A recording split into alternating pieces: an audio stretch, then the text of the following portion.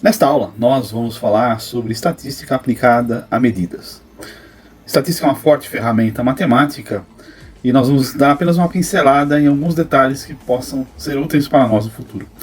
Por conveniência, nós não vamos tratar e vamos deixar para tratar futuramente termos como exatidão, precisão, erros e incertezas. Normalmente, isto vem sendo tratado antes de se falar da estatística, mas eu fiz a opção de fazer o contrário. Bom, toda ação humana está sujeita a erro. Bom, pecado que o diga. Como exemplo, tomemos a medida do período de oscilação de um pêndulo. Isto é muito praticado no curso de física, com o levantamento de valores e também uma forma de calcular a gravidade, a aceleração da gravidade.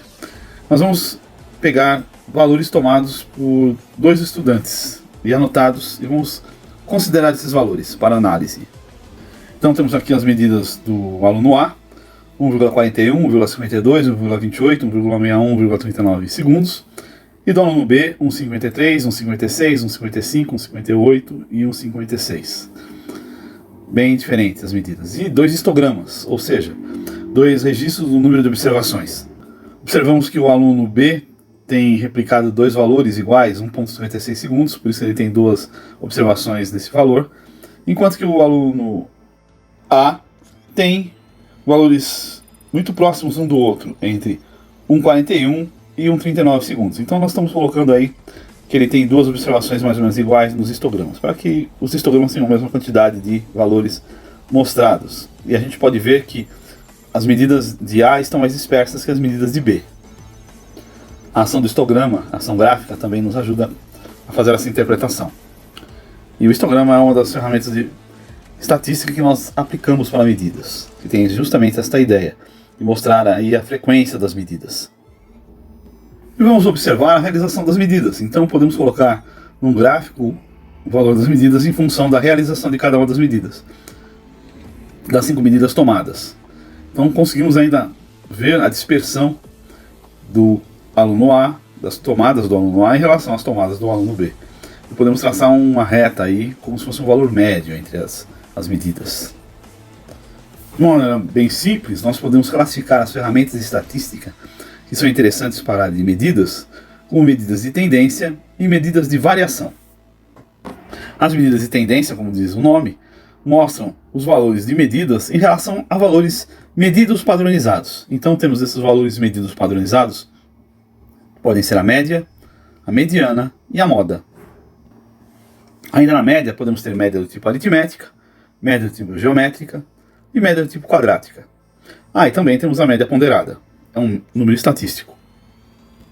Em termos de medidas de variação ou de dispersão, temos a variância e o desvio padrão como os principais. A partir de agora vamos ver um por um dos itens para melhor identificar o conteúdo do que estamos estudando.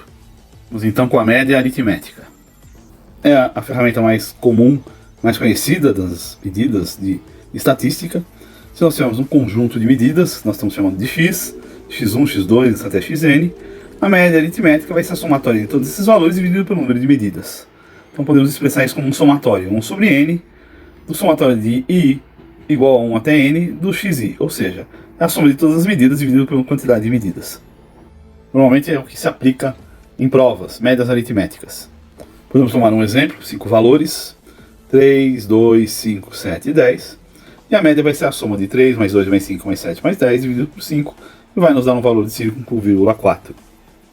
A próxima seria a média geométrica, que também é conhecido, largamente utilizado, que a média geométrica de um conjunto de valores é a raiz de ordem n desses valores. Então se nós temos n valores, x1, x2 até xn, multiplicamos todos esses valores e tiramos a raiz de ordem n.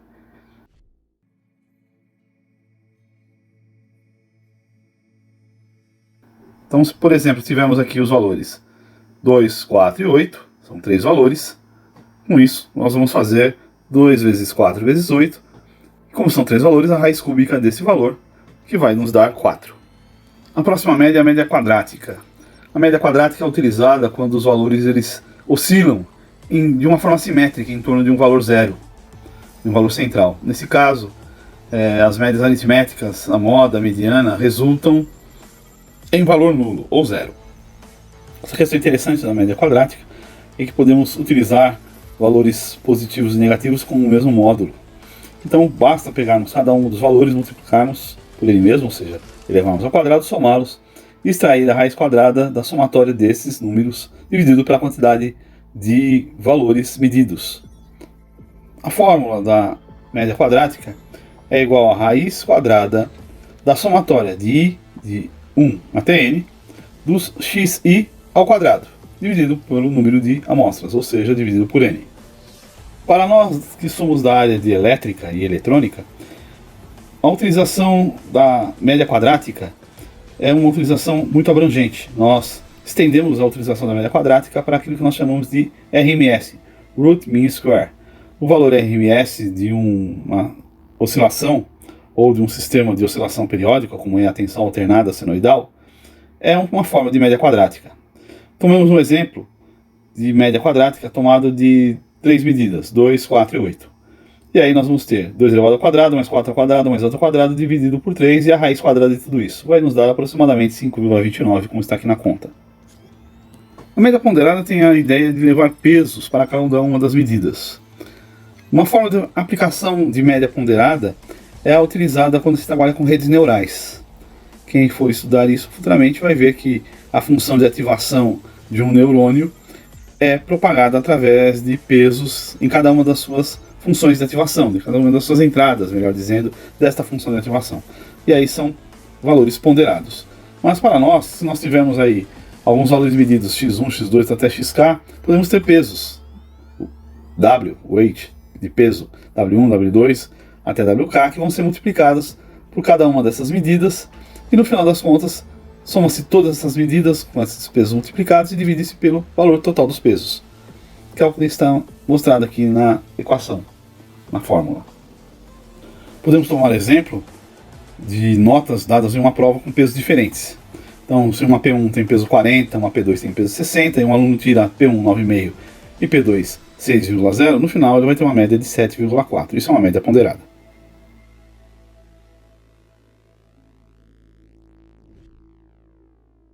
A mediana é o valor central de um conjunto de medidas. Ela fica bem no meio das medidas. Então ela separa a metade dos valores abaixo dela e a metade dos valores acima dela. Isso é muito fácil de ver quando o número de medidas é um número ímpar. Quando o número de medidas é um número par, pegamos os dois valores próximos centrais e tiramos a média aritmética. Então isso nós chamamos de tendência central. Então podemos ver um exemplo aqui, com valores 1, 2, 3, 4, 5, 6 e 7, a mediana é 4. E no caso de valores 1, 2, 3, 4, 6, 6, 7 e 8, a mediana vai ser a soma, ou melhor, a mediana vai ser a média dos valores próximos centrais, 4 e 6. 4 mais 6, 10, dividido por 2, 5. Então esse é o valor da mediana. A moda tem tudo a ver com o que o nome diz, moda. A moda é o que é mais frequente. Então, num conjunto de medidas, o elemento com maior frequência é o que nós denominamos de moda. Então, o exemplo, 2, 2, 3, 5, 5, 5, 8, 9, a moda é 5, porque o mais frequente é o número 5. Já num conjunto como 2, 3, 5, 7, 15, 8 e 9, cada um dos elementos aparece apenas uma vez, então não existe moda. E conjuntos que temos moda mais de uma vez, por exemplo, 1, 2, 2, 5, 7, 7 e 3, observamos que o elemento 2 foi duas vezes anotado e também o elemento 7 duas vezes anotado. Damos a isto o nome de sistema bimodal. Então, para finalizar essa parte de medidas de tendência, que trabalha com distribuições das medidas, nós podemos ter um caso em que a média, a mediana e a moda estão iguais. Ou quando a moda e a mediana estão mais desviadas para a esquerda. Ou quando a moda e a mediana estão desviadas para a direita, isso em relação à média, que é o que mostra esses gráficos de frequência de distribuição. Passamos então agora a tratar das medidas de variação ou de dispersão. Medidas de dispersão ou de variação porque tomamos um valor médio para nos referenciarmos a essa medida. E é uma dispersão que tem a ver com a ideia de precisão, de quanto as medidas estão longe de um valor que podemos considerar verdadeiro. Consideraremos o valor médio como uma tendência a valor verdadeiro. Discutiremos mais isso no futuro. Vamos introduzir o conceito de amplitude total, que é dado pela letra delta, que é a diferença entre o valor máximo e o valor mínimo de um conjunto de medidas. Então pega-se o valor máximo medido e o valor mínimo subtrai um do outro e tem um delta, ou seja, a distância ou a amplitude total. No exemplo das medidas do pêndulo, o delta do aluno A é dado por 1,61 segundos menos 1,28 segundos. É igual a 0,33 segundos. E o delta do aluno B, 1,58 segundos menos 1,53 segundos. É igual a 0,05 segundos. A ideia de amplitude total nos dá uma noção de precisão ou de quanto está espalhado, ou o espalhamento da medida ou o espalhamento da distribuição. Quando medimos, o que nós queremos é encontrar o valor verdadeiro da grandeza que estamos medindo. Mas, por causa dos erros, o que mais nós podemos fazer é estimar com várias medidas que nós estamos muito próximos do valor verdadeiro. E este valor estimado, verdadeiro, é dado pela média dos valores das medidas. Então podemos dizer que também há um desvio desse valor verdadeiro. E esse desvio é a diferença entre um valor medido e o valor verdadeiro, que no caso aqui nós tomaremos como a média. Então podemos definir o desvio como a diferença entre um valor medido e a média do conjunto de medidas. Então del I é igual a xi menos a média x. E assim podemos ter o conceito de desvio médio. Desvio médio dm, em termos de fórmula matemática e estatística, será 1 sobre n do somatório de I igual a 1 até n de um xi, ou um valor medido, menos o valor médio. Então, para exemplo, tomemos a seguinte distribuição: 1, 3, 5 e 7. A média vai dar 4. O desvio da média vai ser exatamente cada um dos valores subtraído da média e dividido pela quantidade de valores. Então temos dm igual ao módulo de 1 menos 4, mais o módulo de 3 menos 4, mais o módulo de 5 menos 4, mais o módulo de 7 menos 4, dividido por 4. Observe que em todas as contas utilizamos o módulo. E isso vai nos resultar 2. Então o desvio médio é 2. Temos ainda a ideia de variância. Variância é a diferença entre a média quadrada e o quadrado da média, para ser bem direto. É uma medida de dispersão que vai nos dar uma ideia de quanto um valor está longe do valor médio. Então, a variância é a diferença entre a média quadrada e o quadrado da média.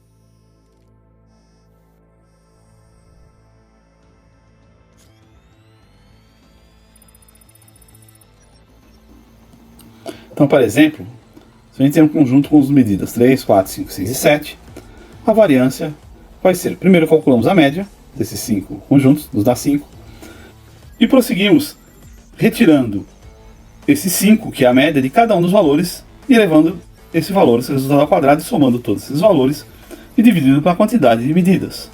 Então, no nosso caso aqui, nós vamos ter que a variância é igual a 2.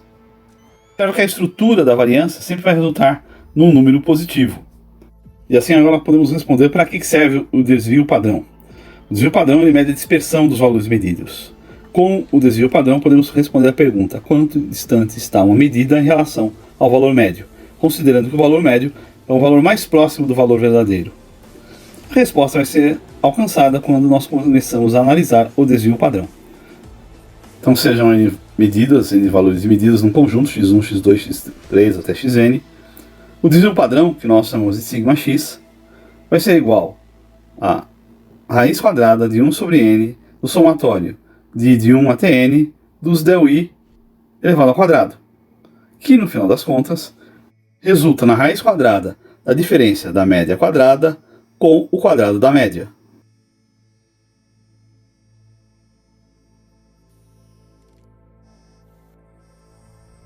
Podemos afirmar que o desvio padrão é o valor RMS dos desvios.